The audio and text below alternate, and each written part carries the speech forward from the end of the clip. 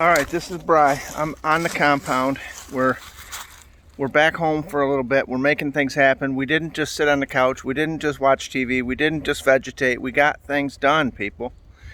I want to say this right now, that I'm pretty happy with the situation at hand. What I did when I got home was I turned around and put the trailer hitch on my little wagon for the four-wheeler. And before I show it to you, do not get on here and post, I can't believe it's not fully painted, I can't believe there's still primer on it. Don't even start with that, because let me tell you something, people. I'm in a situation that says I'm waiting until nicer weather to put an epoxy primer and a good urethane black on it. Okay, so I just want to give you an update and we'll let you know what's going on. So here we go. We got the trailer hitch all put on. I think the length of it's really good for turning. I just came through this whole mess right here, all through them trees and everything, and this thing tows completely beautiful. It stays right within the realm of the width of this four-wheeler. As you can see, it's beautiful. It doesn't catch on nothing, and I don't have the bracket put on here yet. I've got to put a bracket here for like securing it so it doesn't just tip up on its own. But just to show you, this is a situation here. Take a look at this, people. It's relatively pretty nice. The only thing I see that I'm gonna have to do is I'm gonna have to put some box channel underneath here, right where that bolt is. I need to add about another 2.5 inches to the bottom of that. I'm going to weld a piece of steel on there, another box channel, to get it up off the tires. The tires still move, but you can see where they rub right there when it tries to articulate up and down. So we've got to give it a little more clearance. But other than that, the maiden run, I'm pretty happy with it. I mean, it's really not extremely heavy, but it looks like we're going to be able to get a nice load in there. I mean, that's 6.5 feet long, people. And now I didn't put the tailgate on yet, but that's just a matter of welding on the tabs for the four-wheeler, or excuse me, for the tailgate. But I like how it ramps down at an angle like this, and we're gonna throw some wood in there that I cut up over here. Let's take a look at this.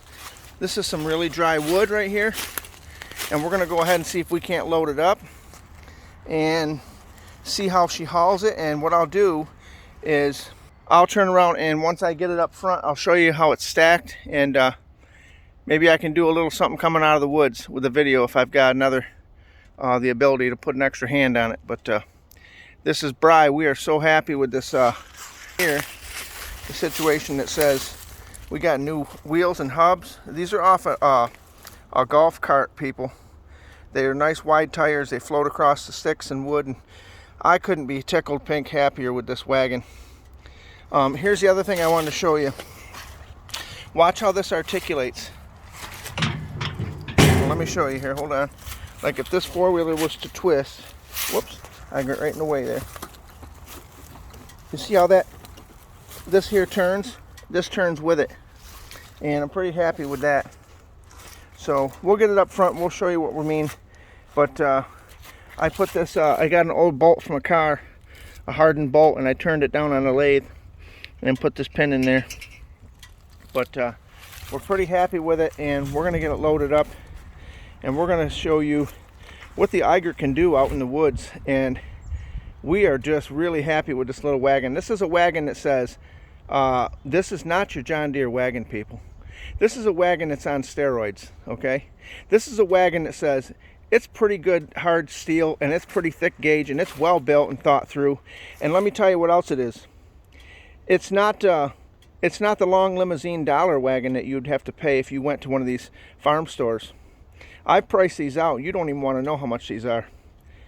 I know you're going to say, wow, but anywhere upwards $3,500 and up, some of these dump trailers. And let me tell you something. It was been a little bit of a time on it, but you know, it was fun to do. And the situation is, I don't know how much, really, maybe I've got 250 bucks in this. But as you see, this was all free steel, other than the flat steel that I had to buy that plate steel right there.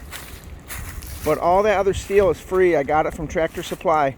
They throw them skids out. You know, again, it was time getting the flapper disc and cleaning it up and so forth. But here you can see what I'm talking about. Let me show you right here. See where it's hitting the tire when it tries to articulate? So I got to bring this up one more channel length. I'll bring it up higher, drill a hole through, weld a piece on the bottom, and then on the front of the tongue we'll put another piece, and that'll give us another quite a little bit of clearance. But yeah, we're happy. This is just a maiden voyage. Don't get nervous. I'm gonna get it right. I don't give up. So this is Bry. I'm on the compound and I'm trying to get some extra wood where the situation says we're going into springtime, and we got to keep that boiler going, people.